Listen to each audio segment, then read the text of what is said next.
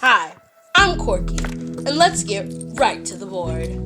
I'm Nettle, and today's topic is therapy.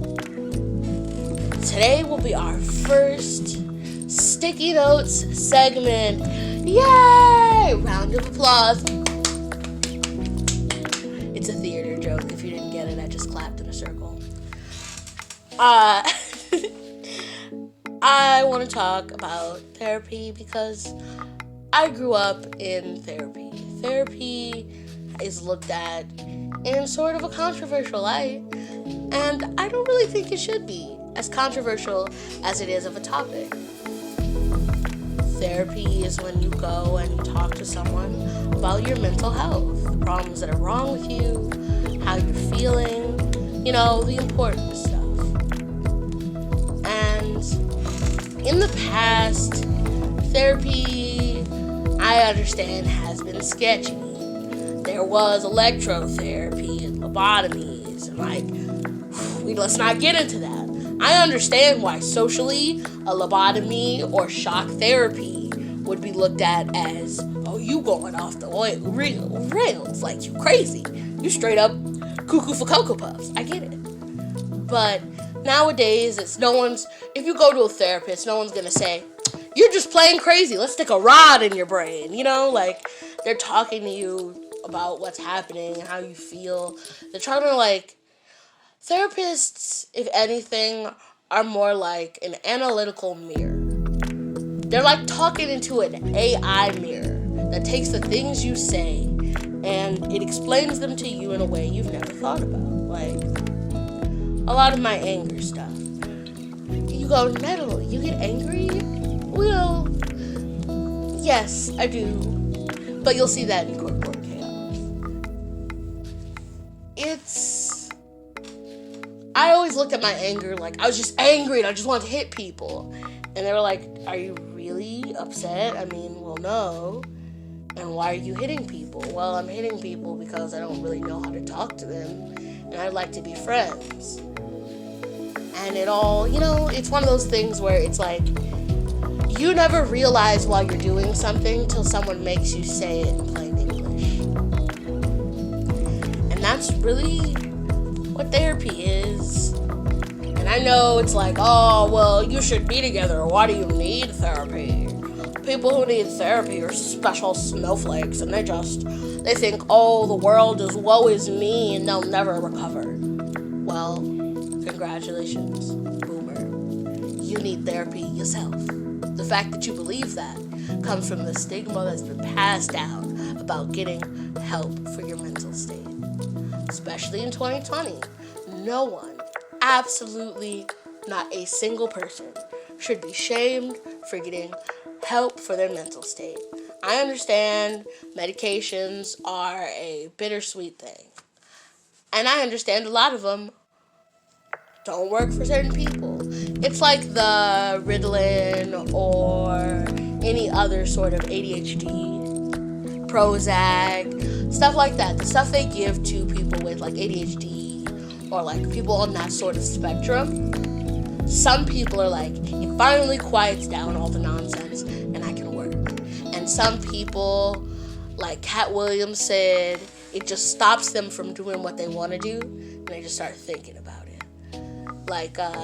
It's a funny joke that he says where he's like, my son's got a little ADHD and he running around the house. I gave him the Ritalin and one day he just, in the middle of a run, he just sat down.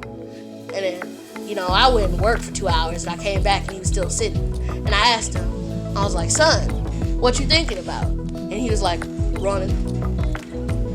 And he said himself, he didn't really like that. It stopped him from doing what he wanted to do. And he spent 2 hours just thinking about stuff he wanted to do. You know what I'm saying? It's all about a person-to-person basis.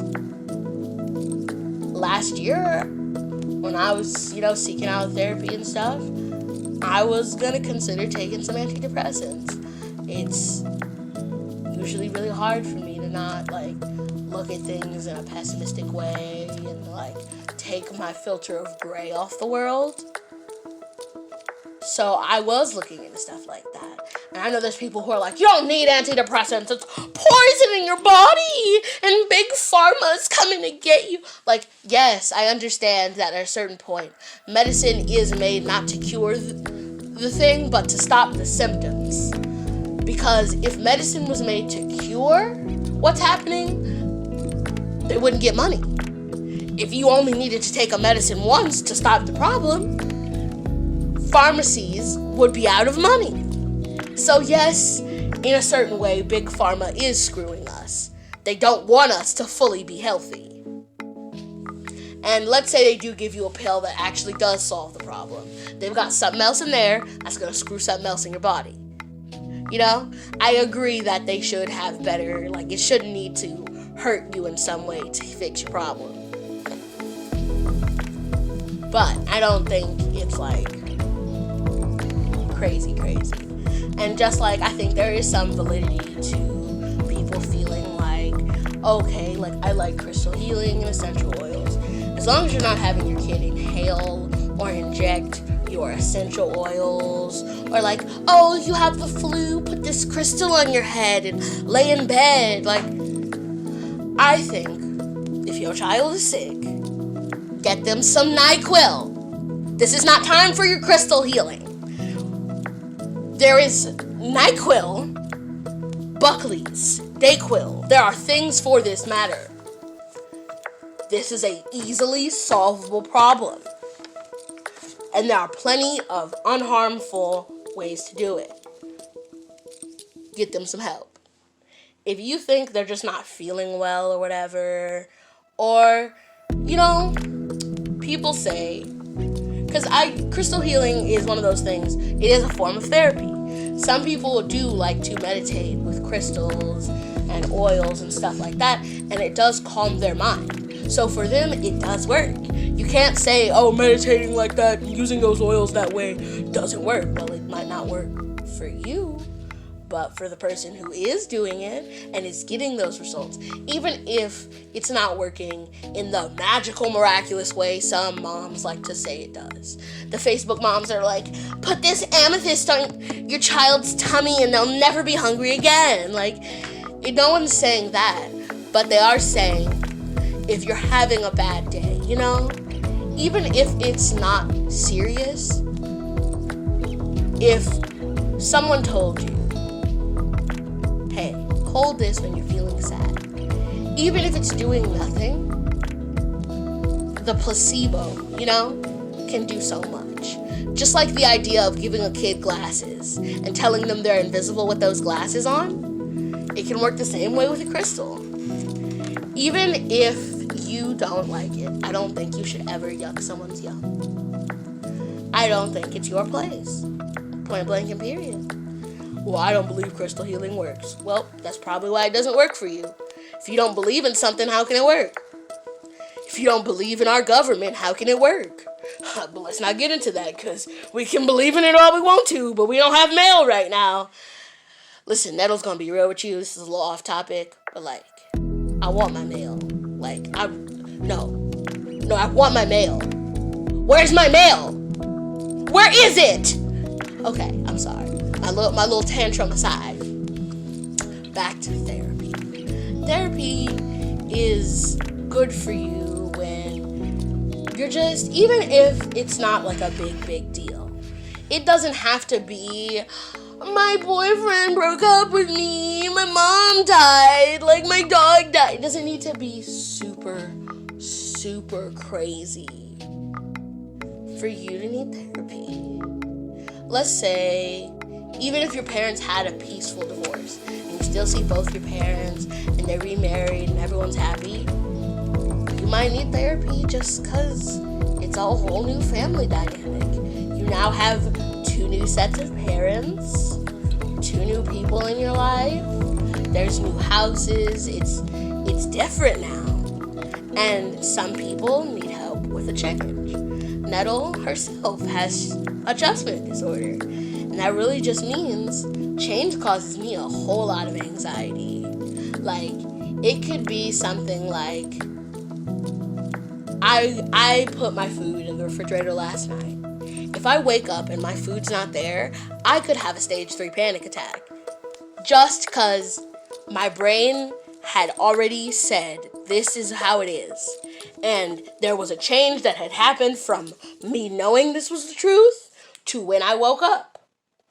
It can really just set you off. And even if you're not trying to like explode, you're just like fighting all this anxiety in your body that's like, why is it different? When I went to bed, it was this way. Why is it different now? Why is it different now? And you're just full of all this anxiety, and then, okay, you're trying to control it. Like, let's say you get up later than you usually do. It might not be as big of a panic attack for me, but that's usually because I don't have any time-sensitive information. Back when I was working or when I went to school, if I woke up late, I was already halfway into a panic attack. I was like, okay, I have to get dressed, I have to eat breakfast while I make the bus on time. Like, it's little changes can mean so much for someone with this adjustment disorder. Or stuff like, hey, I woke up this morning and I was just expecting to get some water or some cereal, and I get full on yelled at. Hell just happened. 1 second ago, maybe like 10, 15, I was snoozing on a cruise in my cloud of my dreams. And then later, I'm being confronted with something that wasn't even, my brain hasn't even started trying to process my day. And it's just like, what? What's going on? I'm lost. I'm confused. I'm scared. I'm angry. Like, what do I do? And it's hard sometimes trying to explain to people, like, yes, I do have a logical brain, and I am like a normal person, but if you present me with too much information too fast or too loud, like, Nettle herself, me, I talk loud because in my brain, if I'm loud, most of the loud noises in the world can't scare me.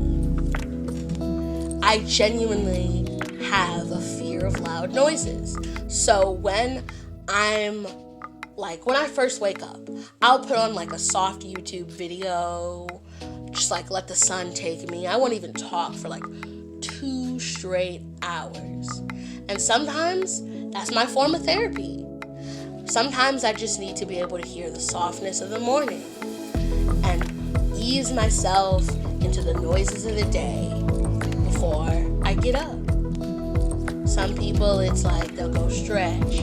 I haven't been doing yoga as much as I usually should, but yoga is another thing. Stretching, strength training, so many things can be therapeutic. Like, Nettle is 420 friendly, and I support all my tokers, smokers, and stoners across the spectrum. Some people, smoking is therapeutic. And that also does carry over, sadly, into people who smoke cigarettes. Some people smoke cigarettes out of the pure, lighting this cigarette right now is gonna calm my nerves. And I feel like some of those people don't understand that they could also have I feel like everyone has a sort of issue with change. Most people can kind of recover from it. But those of us with like adjustment disorder or like some sort of little niche, when change comes, it seems like all of a sudden you were walking a flat road and then it became a like 60-degree straight up angle, and you're trying to walk and you're just like, how did we get here? 2 minutes ago I was on flat ground. Why am I now climbing a mountain? And it can really stumble things. It can be hard. Like, I'll be trying to think and do something, and someone will say something to me in the process of doing it, and I've completely forgotten. I can't take on a lot of change when I'm trying to get stuff done. And it does tend to make me distracted, because with that sort of change, if I'm like working on a topic, anything that could pop in my brain that could change what I'm thinking about causes, even if it's not some sort of physical panic, it could be a mental panic. Like, oh, my brain is just like Okay, I'm looking for this. I'm looking for this. Why can't I find it? Why can't I find it? Hey, this, and this. Now I've lost what I'm looking for. And now my brain's panicking because it's like, I'm looking for something. What is it? Where is it? What is it? Where is it? And then it sends me into a tizzy. And then I have sort of like, I am not, what is it called? Diagnosed. There we go. I'm not diagnosed with depression, but I do struggle with it a good chunk of my year. A lot of the time, even if I'm just in a conversation or I'm at an event, I really deal with trying to like keep into it and keep social, because I am an extroverted introvert. What does that mean? I like alone time, quiet time, small groups, small amount of people for long amounts of time. When I go to like parties or events, I'm wiped by the end of the day. I've met so many people so quickly, so fast, and I never really know who's gonna show up, so I can't plan for that. So those are changes I can't control. So even if I have fun and I enjoy the day, emotionally I'm done. Like, emotionally I have no more capacity for the day. I can't. Like on my bus rides or bar rides when I'm going home, I'm just listening to music because I can't. I have expended all of my mental energy for the day, and that's just how it is. I like to spend time alone, and the way I recharge that sort of like outdoor energy or the indoor energy I like to have is I'll go into like a party or a group, spend that time, and now I feel fulfilled enough to spend more alone time in small groups, not doing big group things, because I've done it. I have my burst of really social, have fun, friends, party, and then it's back to me in my room, watching YouTube quietly, or reading a K-drama for 2 hours, and laughing about something no one in my house understands what I'm even saying. Like, I'll get into a K-drama and just start, like, laughing and, like, cackling. I'll be like, Mei Wen Dawn, girl, if you don't, why did you let him walk out? You know you love him. Go get your man. Why are you like, I will be so invested. And I'll be like, what are you even saying? Okay, so, like, she was having this big fight, and their parents didn't get along. And she was like, you gotta respect me and stand up for me. I thought we were into this together, but she's my mom. I can't stand up to her. Why don't you stand up to her for me for once? You know, it's like they have like this crazy fight or something, and I'm trying to explain it. And by the time I'm done explaining it, they're like, how? That's just a lot. How'd that happen? These are 90-minute episodes. What did you think I was yelling about this whole time? Like, I'm invested. I fully want to know, does this work out? Like, I just started one recently. This girl she was born with antisocial personality disorder, which means, like, she'd like to hurt animals and stuff. But no, her mom was also the spirit of death. So, she liked to hurt animals and stuff, and all this, because her dad was human, her mom was, like, another antisocial personality disorder person who was also the spirit of death. Like, she's got all this sort of background stuff. And the one boy who liked her, she was like, even when I'm at my worst swings, do you still like me? He got scared and ran away. And it hurt her. So she never tried to be nice to anyone ever. She was never nice to anyone after that. She didn't need to be. She tried. That was all the proof she needed that she didn't need to try again. And with people who have personality stuff on the spectrum, that is how it is sometimes. Like, for them already trying to go past what their barriers are for their social standing due to their, like, personality, it failing is like, well, see, why did I try in the first place? And she likes this guy, And this guy was like, I used to like you as a kid. You did some crazy stuff. You tore a wing off a butterfly. I don't want to talk to you, right?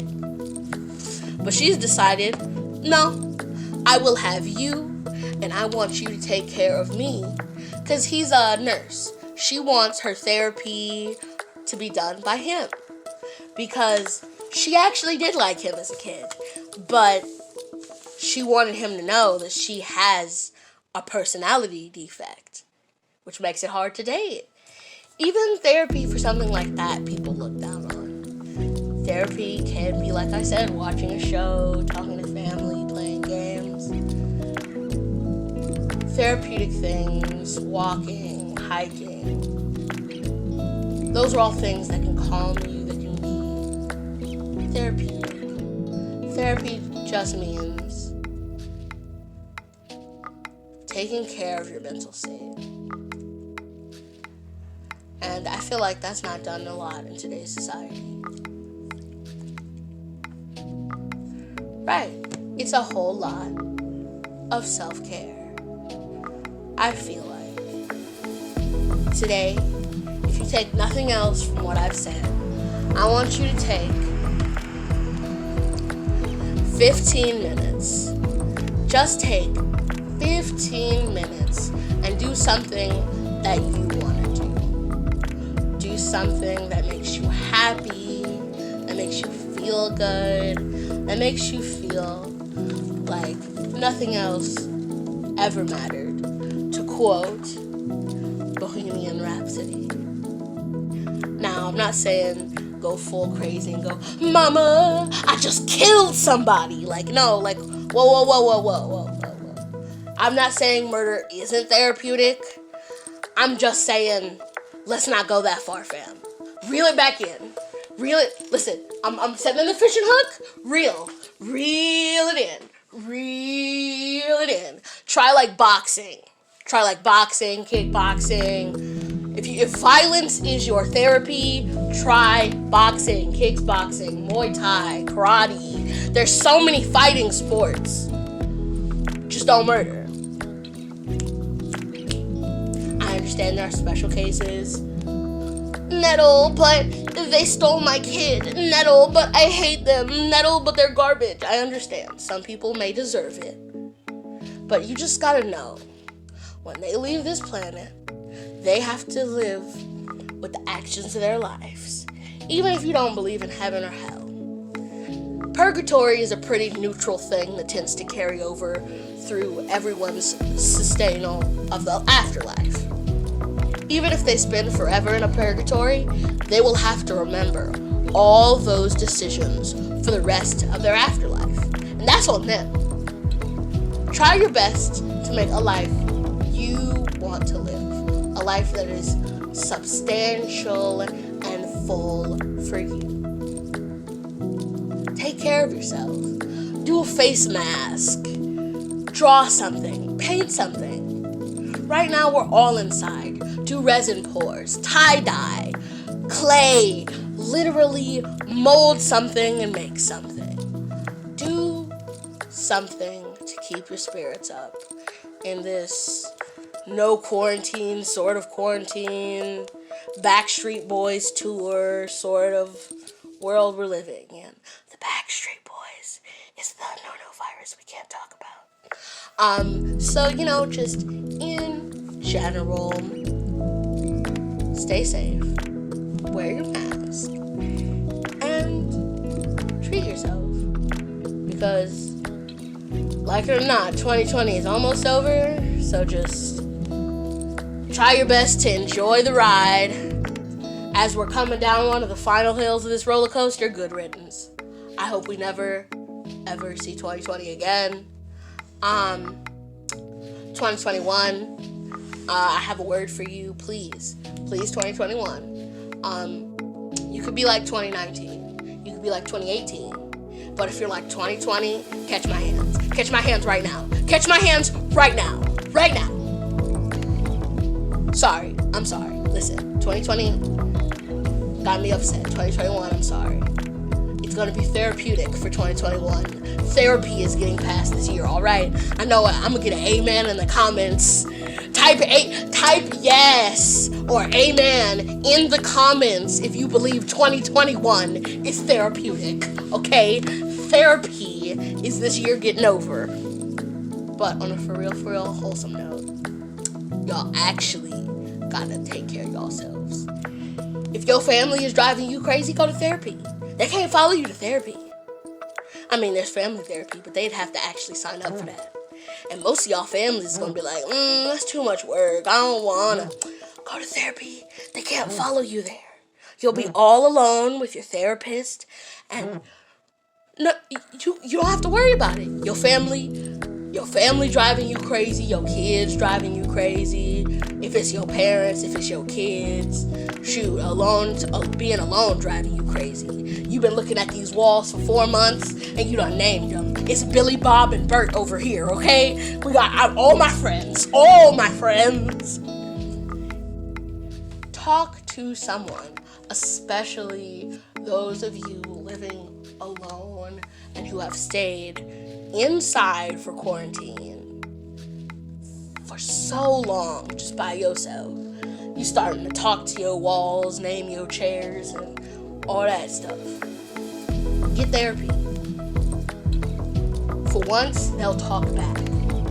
You can hear something talk back to you. I understand you've been living the hermit life and you about 3 clicks from going to an insane asylum. I hear you. I love you. Get a therapist. They do over the phone, so you're safe. Get a therapist. Call them when you need them, when you're feeling lonely, when you're feeling all by yourself. Call them. It is gonna change how you feel.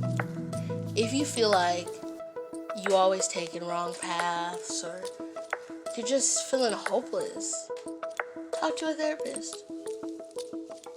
They'll take good care of you. And honestly, it's one of the most freeing experiences you could feel. Because your family may not listen to you, your kids. Shoot, some of y'all with the way boomers post about hating their wife, sometimes y'all partner won't listen to you. Talk to a therapist. Let someone care about you. Because they're unbiased. Let yourself be open and grow a connection. As ink runs out of a pen, so has our time come to an end.